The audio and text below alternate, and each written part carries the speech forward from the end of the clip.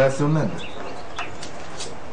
පරක් වෙලා ගිහලා ස්පිරිතාලේ පොලිමේ කලන්තේ හැදෙනකන් හිටගෙන ඉඳලා සිද්ධ වෙන්නේ. අපේ කිල්ල දැන් මොනවා කරනවද? සෙල්ලම් කරනවාද? අහල පහල ළමයි එමේ ඉන්නවනේ. මේ මතකද මේ ගවුම? මේ ගවුම දැකලා තමයි පංකජ මහත්තයා කිව්වේ කුමලි කවදා හරි දක්ෂ චිත්‍රකාරියක් වෙයි කියලා. ලොකු මැඩම් මට වරුවයි නිවාඩු දුන්නේ. මම බේබිලා ඉස්කෝලෙන් ගන්න හවස යන්න ඕන. අනුන්ගේ දරුවෝ බලා ගන්න වෙච්ච අපිට අපේ දරුවෝ අපි ළඟ තියාගන්න වාසනාවක් නැති ඇති.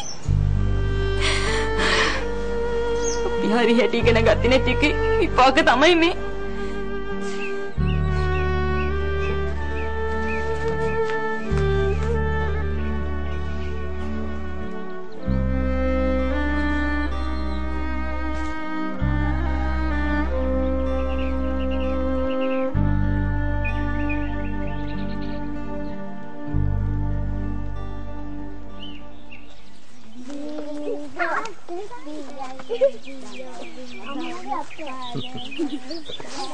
පුංචි පැටවුන්ව බලෙන් හිර කරලා තියෙන ඒගොල්ලොන්ගේ මොලේට ගොඩාක් දේවල් ඔබන්න හදනවට වැඩිය මේ පුංචි පැටවුන්ට නිදහස දීලා ඒගොල්ලොන්ගේ ඇතුලේ තියෙන මේ හැකියාවන් එළියට ගන්න එක ගොඩක් ලේසි තරඳුලා ගන්නේ.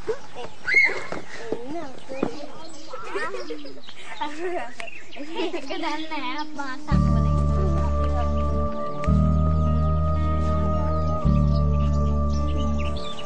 මෙච්චර නිදහසක් දීලා තරඳු ඒ දුකින් ඉන්නේ කියලා නේද හිතන්නේ?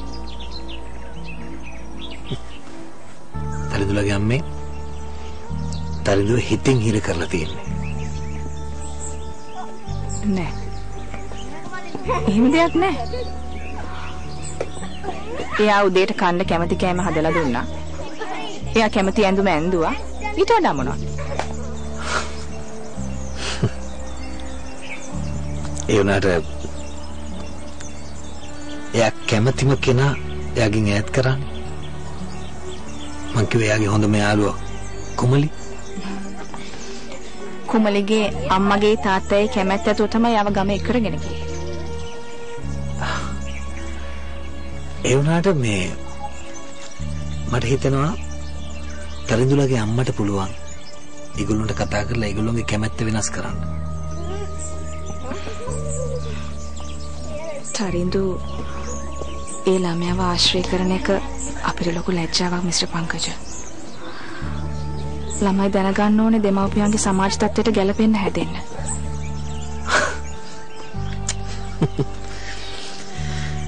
මේ තරුණියගේ මොහොම කියන එක ගැන මං වැරදි කියලා කියන්නේ. ඒ වුණාට තමන්ගේ සමාජ තත්ත්වය හදාගන්න ඉස්සෙල්ලා තමන්ගේ දරුවා ගැන හිතන්න ඕනේ නේද?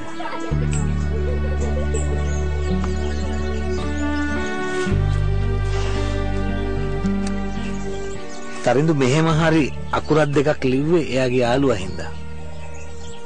මං කිව්වේ කුමලි ගැන. ඒ ගැන ටිකක් හිතුවොත් හොඳයි නේද?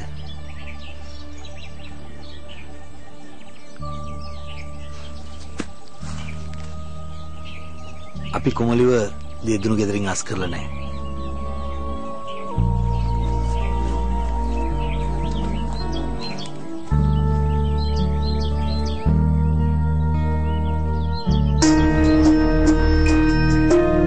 ඔබ දුන් තිලින දරුවාගේ මතකයේ නොරැඳේ.